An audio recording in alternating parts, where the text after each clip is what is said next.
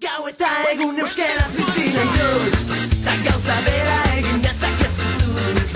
Euskaraz bizi nahi dut goizen goizik, ez da amestan... Zera nire erabakia bapatekoa izan duzen. Kurioso da, baina garai hartan erdaraz egiten genuen elkarrekin. Erdaraz egiten genuen, hemen igantziko hainbertze gazte bazala, erdaraz egiten genuen. Eta bapati, elkarrekin solasin hasi ginen eta planteatu genuen zergatik egiten ote genuen erdaraz elkarrekin. Eta, peli-poliki konpromiso bat hartu genuen elkarrekin euskaraz egiteko, eta hortikan etorri zen, euskaltegi batera joateko konpromisoa. Gau eta egun euskaraz bizi nahi dut, ta gauza bera egin dezakezu zuk. Irunen, sartu ginen AEK-ko euskaltegian, eta urte bat egon du ginen astero pare bat aldiz joaten, ordu pare bat.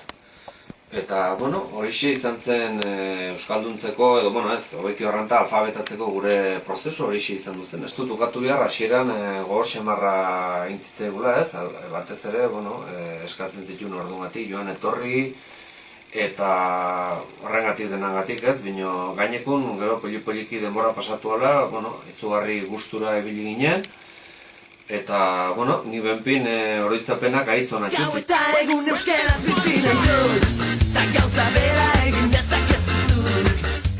Nire satisfakzio mota edo zetuko nituzke ez, bilatuko nituzke alde batetikan personala, zure ama hizkuntza pixko bat menperatzea eta ez dakit modu normal batian zure hizkuntzan mugitzea ekartzen dizu, eta hori satisfakzio personala da.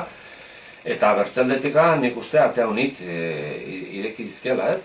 Bai kultura aldetika, ez dakit, txipitapan aritzeko modua ekarri dit, toponimia eta holako gauza honitz ere egiteko modu eman dit. Gure seme alabekin ere, hor euren ikasketatan eta laguntzeko eta pixko bat eurekin egin beharrekoak eta pixko ulertzeko ere nik uste ateak ireki dizkigutela.